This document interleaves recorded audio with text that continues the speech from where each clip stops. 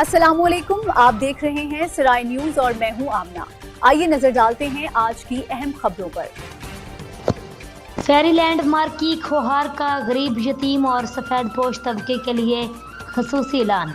सराय आलमगीर से मारूफ कालम निगार डॉक्टर तसव्वुर हुसैन मिर्ज़ा की रिपोर्ट के मुताबिक फेरी लैंडमार्क की खोहार की CEO उस्माद अरशद ने मारूफ कॉलमिस्ट और जर्नलिस्ट डॉक्टर तसव्वुर हुसैन मिर्ज़ा से गुफ्तगू करते हुए कहा, गरीब, यतीम और सफ़ेद पोश तबके के लिए खसूसी रायत फराहम की जाएगी।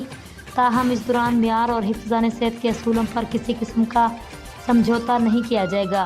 उन्होंने कहा, फेरी लैंडमार्क की खोहार का मकसद सारिफीन को म्यारी और हिफ्ज़ान सेहत के असूलों के मुताबिक अशिया ज़रूरियात फराहम करना है। मुस्तहिक अफराद तक खसूसी रायत हमारी समाजी जिम्मेदारी का हिस्सा है ताकि कम आमदनी वाले ख़ानदान भी बेहतर म्यार की अशिया मुनासिब कीमत पर हासिल कर सकें।